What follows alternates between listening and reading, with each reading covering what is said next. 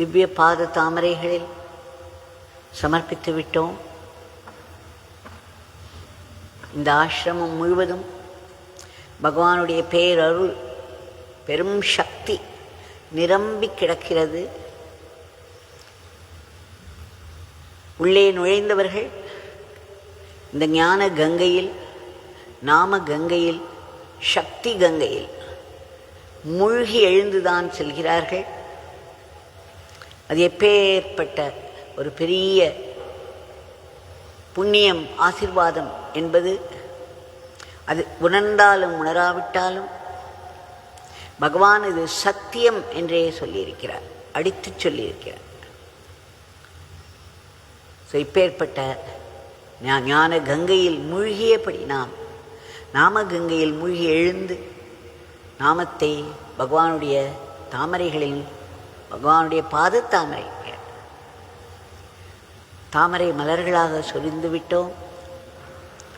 நேற்றைக்கு நான் சொன்னேன் சித்த வைத்தியம் பற்றி பகவான் என்ன சொன்னார் என்று. எப்படி ஒரு சூழலை பகவான் உபயோகப்படுத்தி கொண்டு ஒரு பெரிய பிரசாதத்தை நமக்கு தந்தருள்கிறார் என்று பாருங்கள். சித்த வைத்தியரை பற்றி சொல்லி அந்த வைத்தியத்தை அவர் கற்றுக்கொண்டு எப்படி அவர் சேவை செய்து வந்தார் என்று சொன்ன பகவான் உடனேயே சித்த வைத்தியம் என்றால் என்ன தெரியுமா என்று கேட்டு, இடைவிடாது நாமம் சொல்பவர்கள் சொல்லிக்கொண்டே இருந்தால், will you please close it? இடைவிடாது நாமம் சொல்லிக்கொண்டே இருந்தால் அவர்கள் வாயில் ஊறும் எச்சிலானது ஒரு கட்டத்தில் அமிர்தமாக மாறிவிடும். அப்பொழுது அவர் சித்தத்தில் தோன்றும் கருத்துக்கள் எல்லாம் அவருடைய நாக்கின் வழியே வார்த்தைகளாக வரும். அவைதான் மருந்து, அவை எல்லாமே மருந்துதான் என்று சொன்னார். ஆக மருந்து என்பது பகவானுடைய வாயிலிருந்து வருபவைதான். அதற்கு ஒரு சுவையான நிகழ்ச்சி சொல்வதற்கு நேற்றைக்கு நேரமில்லை. சுவாதி ஹோமம் நடக்கவிருந்ததால் அதை சொல்லி பிறகு இன்றைய பிரசாதத்தையும் பகிர்ந்து கொள்ளலாம் என்று நினைக்கிறேன். திரு கணேசண்ணா அவர்கள் ஒருமுறை ஒரு பிரபலமான இசையமைப்பாளருடன் பகவானை சென்று பார்த்தார். பகவான் ஸ்ரீ கணேசண்ணா அவர்களுக்கு லோ பிபி இருந்ததனால் எப்பொழுதும் ஒரு டம்ளர் மோர், நீர் மோர் குடிக்க வேண்டும் என்று சொல்லியிருந்தார். அவர் சொன்னதே மருந்தாக அவருக்கு செயல்பட்டு அவர் நன்றாக ஆகிக்கொண்டிருந்தார். இதை கண்ட இசையமைப்பாளரும் தன்னை அவரிடம் அழைத்துச் செல்லும்படி கூறி அங்கு போய் உட்கார்ந்தவுடன் திரு கணேசண்ணாவை சொல்லச் சொன்னார். தன்னுடைய நிலைமையை விளக்கச் சொன்னார்.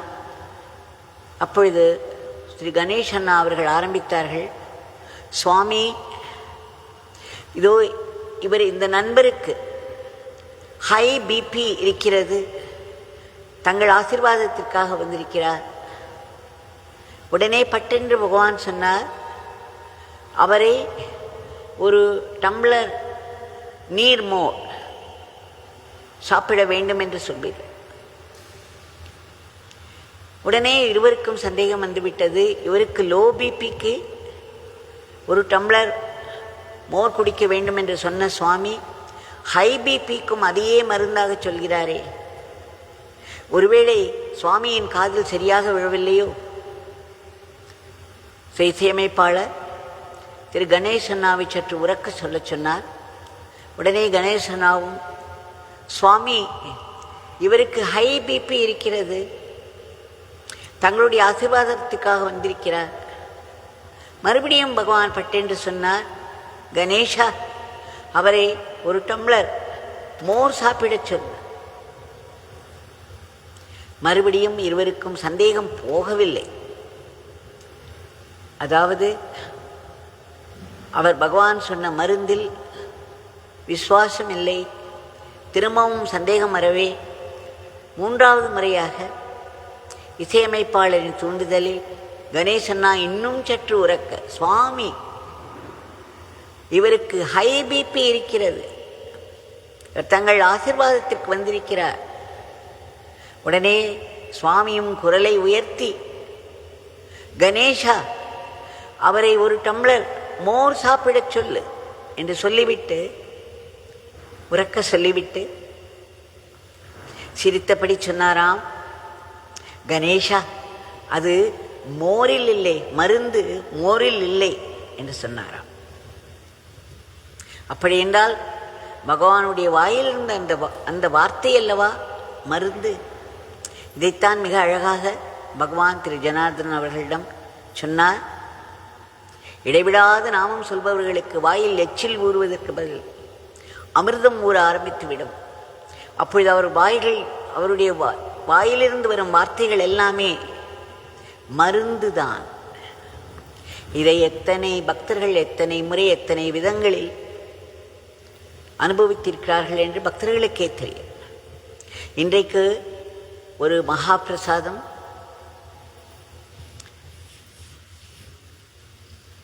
இரு வெள்ளைக்காரர்கள் சைக்கிளில் வந்தார்களாம்.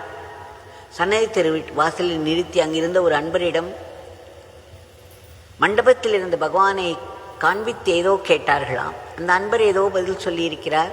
உடனே பகவான் மண்டபத்திலிருந்து பார்த்து அந்த அன்பரை என்ன சொல்ல வேண்டுமானாலும் இப்படி படியேறி வந்து சொல்லலாம் என்று சொல்லவும், உடனே அந்த அன்பர் வந்து, சுவாமி இவர்கள் தாங்கள் யார் என்று கேட்டார்கள். நான் ஒரு இந்திய ரிஷி என்று சொன்னேன். உடனே அவர்கள் கேட்டார்கள், இந்திய ரிஷி சிகரெட் குடிப்பாரா என்று. அப்பொழுதுதான் நீங்கள் சொன்னீர்கள் மேலே வந்து கேட்கலாம் என்று. உடனே அந்த இருவரும் அதை புரிந்து கொண்டு அந்த வெளிநாட்டுக்காரர்கள் படியேறி வந்து பகவான் முன்னே அமர்ந்தார்கள். பிறகு, சுவாமி எங்களுக்கு சில சந்தேகங்கள் இருக்கின்றன, தங்களிடம் கேட்க வேண்டும் என்று சொன்னார்கள். உடனே பகவான் என்ன செய்தார் தெரியுமா? ஒரு பேப்பரை எடுத்து கொடுத்தார். தங்கள் சந்தேகங்களை எல்லாம் இதில் எழுதி கொள்ளு என்று சொல்லி அவர்கள் எழுதியவுடன் அந்த பேப்பரை வாங்கி அதை பிரித்து பார்க்காமல் படிக்காமல் அப்படியே மடித்து திரு ஜனார்தனன் அவர்களிடம் கொடுத்து, இதை நீங்கள் வைத்துக் கொள்ளுங்கள் என்று சொல்லிவிட்டு அந்த வெளிநாட்டுக்காரர்களை பார்த்து சொன்னார், மாலை 7 மணிக்கு நீங்கள் வாருங்கள் இங்கு என்று. அவர்களும் சென்று விட்டார்கள். அந்த பேப்பரானது கேள்விகளோடு திரு ஜனார்தனன் அவர்களுடைய பையிலேயே இருந்தது. அவரும் பார்க்கவில்லை, சுவாமியும் பார்க்கவில்லை அதை. இரவு 7 மணிக்கு அந்த வெளிநாட்டினர் வந்தவுடன், அப்பொழுது வெளிச்சம் குறைவாக இருந்ததால் மண்டபத்திலேயே சுவாமி சில மெழுகுவர்த்திகளை ஏற்றச் சொல்லி, பிறகு அந்த மெழுகுவர்த்தியின் வெளிச்சத்தில் அந்த வெளிநாட்டினரையே அந்த கேள்விகளை எல்லாம் படிக்கச் சொன்னார். அவர்கள் படிக்க ஆரம்பித்தார்கள். முதல் கேள்வி, நாங்கள் இந்தியாவில் ஒரு குருவிடம்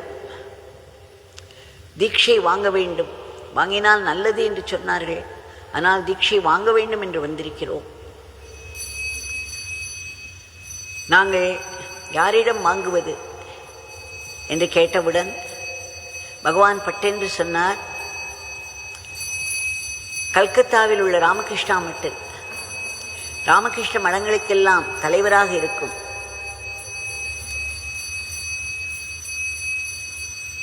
அந்த சுவாமியிடம் தாங்கள் தீட்சை வாங்கிக் கொள்ளுங்கள் என்று சொன்னார்.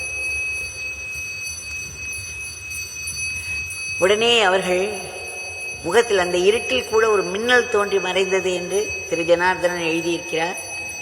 அவர்கள் முகத்தில் ஒரு பெரும் மாற்றம் தெரிந்துதான். அவர்கள் உடனே எழுந்து கைகூப்பி வணங்கி, சுவாமி நாங்கள் அவர்களிடம் ஏற்கனவே தீட்சை வாங்கிவிட்டோம், உங்களை சோதிப்பதற்காகவே இந்த கேள்விகளை எல்லாம் எழுதினோம், எங்களை மன்னித்து விடுங்கள், எங்களை மன்னித்து விடுங்கள் என்று மிகவும் நிறைய முறை மன்னிப்பு கேட்டார்களாம். பிறகு சொன்னார்களாம், சுவாமி தாங்களே எங்கள் குருவாக இருக்கக்கூடாதா, எங்களை ஏற்றுக்கொள்ள மாட்டீர்களா என்று கேட்டாராம். உடனே பகவான் சொன்னாராம், உங்களுக்கு ஏற்கனவே ஒரு குருவிடம் நீங்கள் தீட்சை வாங்கிவிட்டீர்கள்.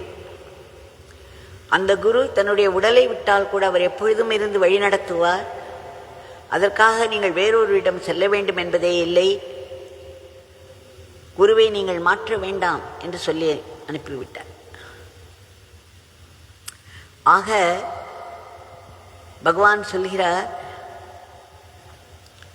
நாம் குருவிடம் வாங்கும் தீட்சையானது எப்பொழுதும் உயிரோட்டமாய் இருக்கும். அந்த உயிரோட்டத்தினால் அந்த குருவானவர் நம்மை எப்பொழுதும் வழிநடத்தி கொண்டே இருப்பார். அதனால் இன்னொருவரிடம் போக வேண்டிய தேவையில்லை என்றெல்லாம் சொல்லியிருக்கிறார். ஆனால் பகவானுடைய சாதாரணமாக மகாத்மாக்களுடைய வார்த்தைகள் எப்பொழுதும் அந்த பக்தரை ஒட்டி இருக்கும். அந்த பக்தருடைய சூழ்நிலை, அவருடைய மைண்ட் செட் என்று சொல்கிறார்கள் அல்லவா. இரண்டாவது, அவர்களுடைய வாழ்க்கை முழுவதும் அவர்களுக்கு தெரியும். அதனால் எல்லாவற்றினுடைய ஒரு முழுமையிலேயே அவர்கள் ஒவ்வொரு பக்தருக்கும் தனித்தனியே பதில்கள் சொல்வார்கள். என்னுடைய விஷயத்தில் நான் ராமகிருஷ்ணா மட்டில் அந்த ராமகிருஷ்ண மடத்து தலைவர் கல்கத்தாவிற்கு சென்று சுவாமி வீரேஸ்வரானந்தரிடம் தீட்சை வாங்கி வந்தேன். அந்த நாமத்தை நான் சொல்லிக்கொண்டே இருந்தேன். ஆனால் 3 மாதங்களுக்கு பிறகு அவர் சமாதி எய்திவிட்டார். அப்பொழுது என் மனதில் ஒரு வெற்றிடம் வந்துவிட்டது. நானும் எவ்வளவோ முயற்சி செய்து பார்த்தேன், ஆனாலும் ஒரு வெற்றிடம் வந்துவிட்டது. உடனே நான் ராமகிருஷ்ண பகவானிடம் வேண்டிக் கொண்டே இருந்தேன், உங்களை மாதிரி ஒருவரை எனக்கு காட்டுங்கள், உங்களை மாதிரி ஒருவரை நான் பார்க்க வேண்டும், எனக்கு தயவு செய்து அவரை காட்டிக் கொடுங்கள் என்றெல்லாம் வேண்டிக் கொண்டிருந்தேன். ஏனென்றால் என்னுடைய சிறு வயதிலேயே எனக்கு கிருஷ்ணரிடம் பக்தி இருந்தது. அவருடைய காலிபரை ஒட்டி ஒருவர் இருக்கிறார், அவருடன் அவருடைய சேவை தான் நம்முடைய வாழ்வு என்ற உணர்வு எனக்கு இருந்து கொண்டே இருந்தது. அதனால் எப்பொழுதும் அவரை தேடி வந்தேன். ஆக மறுபடியும் ஒரு வெற்றிடம் பற்றி கொள்ளவே ராமகிருஷ்ண பகவானிடம் வேண்டிக் கொண்டே இருந்தேன், உங்களை போன்ற ஒருவரை காட்டிக் கொடுங்கள், உங்களை போன்ற ஒருவரை காட்டிக் கொடுங்கள் என்று.